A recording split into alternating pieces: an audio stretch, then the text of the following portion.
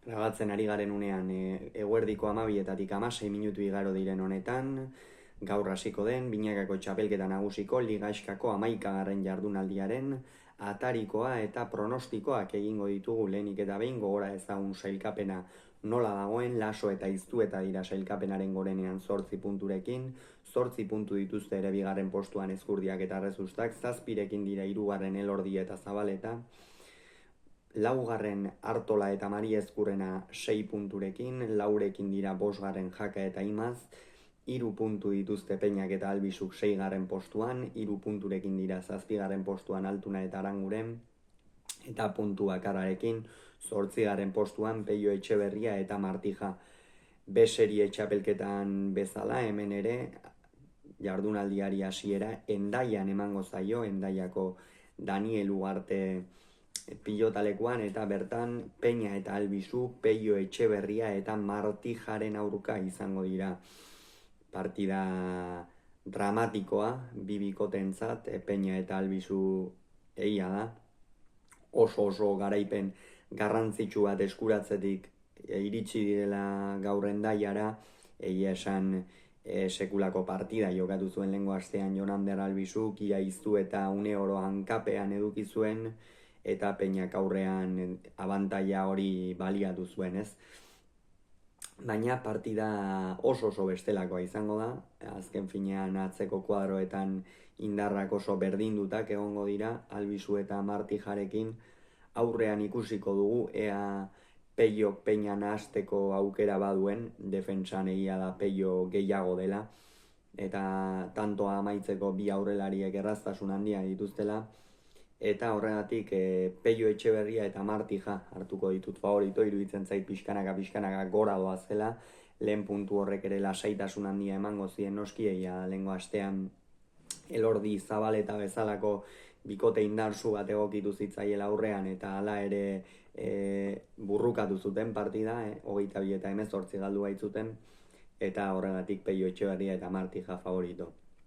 Bihar Iruñeko Labrit pilotalekuan Ezkurdia eta Errezusta, Jaka eta Imazen aurka. Hemen Ezkurdia eta Errezusta irtengo dira favorito, sekulako txapelketa jokatzen ari dira biak ala biak, hortxe lehen bi postuak limurtzen ari dira, aste honetan irabazten badute ia segur lehen bi postu horiek lortuko dituztela, eta aurrean Jaka eta Imaz zer esan, ez? Imaz azken partidetan egia da, sufritzen ikusten ari garela atzeko kuadro horietan, baina iruditzen zait Jaka horren aurrean sekulako jarrera onarekin ari dela, ez? Azken finean ez da erraza, zure atzelariak ia inoiz agintzen ez duenean gero aurrean jokoa iraultzea edo iraultzeko saiakera egiteko konfiantza edukitzea, baina Jaka esango nuke izaten ari dela, oso maila onean ari da Lizartzarra, eta playoffetan egon nahi dute, eta horretarako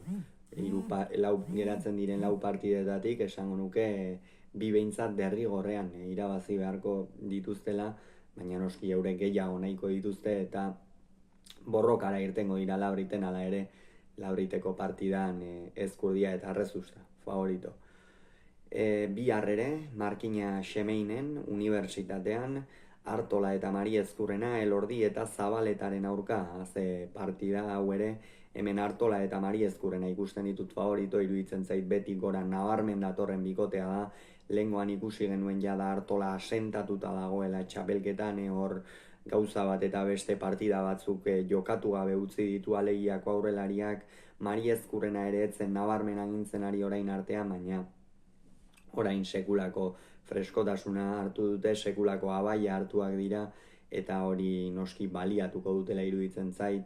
Aurrean Iñakik Elordiri defentsan egonarazi beharko dio, atzean ea nor nagusitzen den Mari Ezkurrena edo Zabaleta, leia polita izango da hori zalantzari gabe, eta sekulako partida, baina Artola eta Mari Ezkurrena favorito. Eta igandean Eibarko Astelena pilotalekuan Altuna eta Aranguren, Laso eta Iztuetaren aurka, hala ere aspeko